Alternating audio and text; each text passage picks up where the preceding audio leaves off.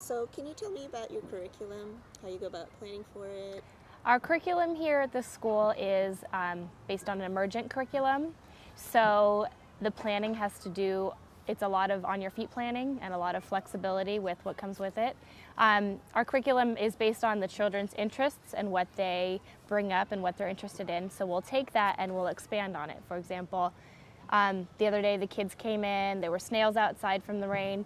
They brought in a snail, and so rather than having something set a week ahead of time of this is what we're going to learn, we use that teachable moment. The kids are interested in snails, so we'll go with it. So we decided to do a compare and contrast with the children, what human bodies have as opposed to what a snail body has, what's inside, do they have a heart, lungs, are they living creatures, do they have eyes, do they have legs?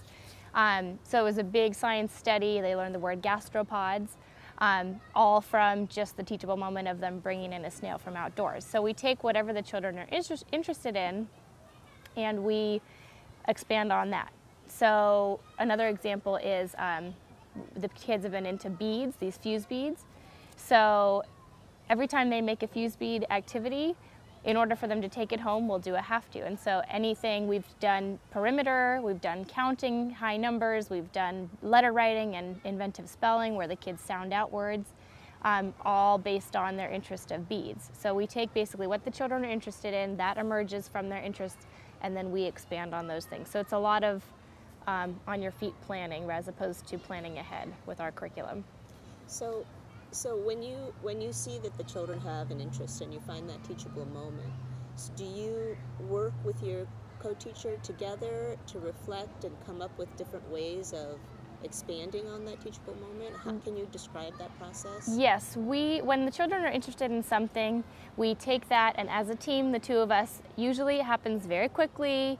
It'll happen maybe here and there on a break, in passing. We'll get our thoughts together. So it's a lot of thinking on your feet and flexibility. We may have had one thing planned, and then something else changes and something else happens. So we decide to go with whatever is happening. But we do work together as a team really well to fit things in very last minute, very, as things come up. We do a lot of working together. We do collaborate, and so sometimes we can plan ahead, and she'll bring certain things to the table, I'll bring certain things to the table. We work really well together to plan that curriculum. But a lot of it is it's very flexible and last minute. So when you talk about your relationship with your co-teacher, can you share how long you've been teaching together, but reflect back to when you first started working together? How did you grow in your relationship to be able to do that on your feet, flexible thinking? My co-teacher and I have been working together for 4 years in pre-K. Before that, I was in preschool, so I did move up and I looped with the children. And once I started working with my co-teacher now, I think we just are both very flexible. We both communicate very well together, so we happen to be kind of lucky that we do get along so well and we are able to balance each other out. Sometimes she'll have an idea in her head and she can't get it into fruition on a piece of paper. She'll tell me what it is and I'll get it out on paper. Or sometimes, I'll have trouble organizing some certain thing and she'll have it really ready to organize. So we do balance each other out really well. At the beginning, she was a very big mentor to me. I did look up to her a lot. She did teach me a lot. I mean, to this day, she still teaches me. And I have learned so much from her. But she's also very good about allowing me to do my own thing and allowing me to lead and allowing me to do things my own way if it's different from how she does it. So we do communicate very well, and she's very flexible with that too. Can you describe what the process of assessment is for the children in the class? We have several different forms of assessment with our children. We have a set assessment that we do with the children 3 times a year. Once in the beginning, once in the middle, once in the end, and it's a packet that has different written form, different things. The children get to see how high they can count, what numbers can they write, how can they identify these letters or these phonetic sounds. And so we see where they start at the beginning so that we know what each child's level is at that point. Then we find out if they're making progress in the middle of the year, and then by the end of the year where they've ended. And then we write an entire 5-page report, and it's got a comprehensive paragraph in it. It's got all kinds of things.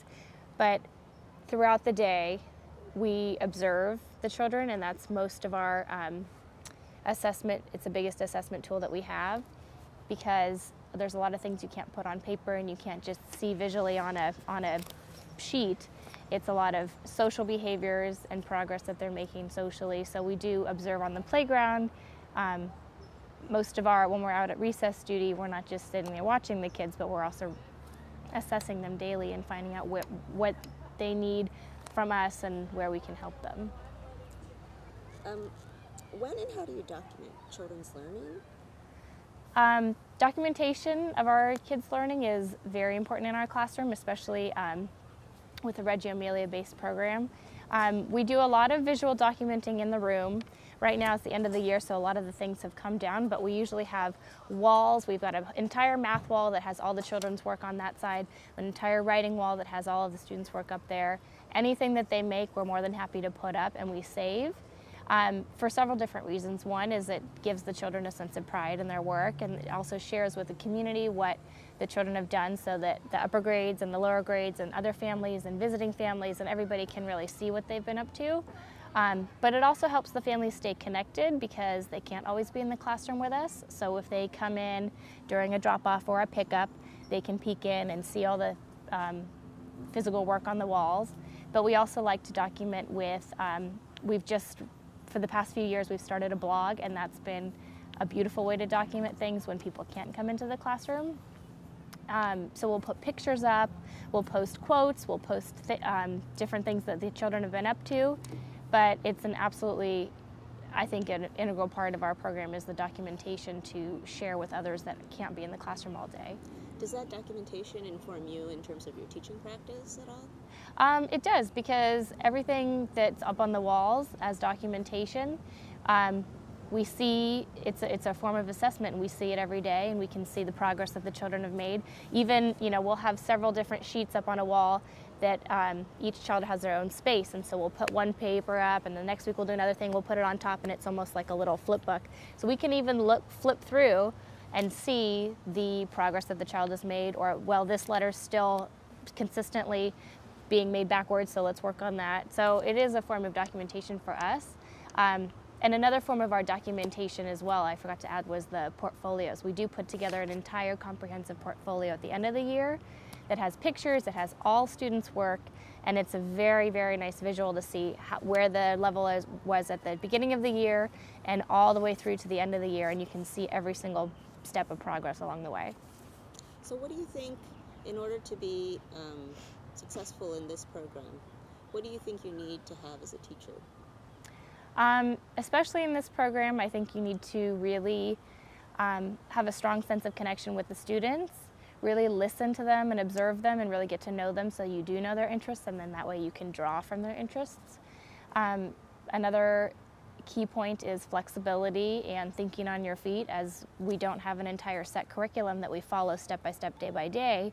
We do a lot of on your feet thinking. When we see something that could be a teachable moment, we jump on it. So definitely flexibility and just a passion for kids and for education and what we're doing. So when you talk about having that emergent curriculum, for a lot of teachers, that feels incredibly scary, because, oftentimes it's easier to follow the recipe. And so what would you say to that teacher about how to overcome that fear of emergent curriculum, and also what it brings to you that maybe a recipe curriculum wouldn't? Several of the benefits that I see out of an emergent curriculum are absolutely that you have the freedom to do whatever you would like to do with the kids and whatever the kids would like to do.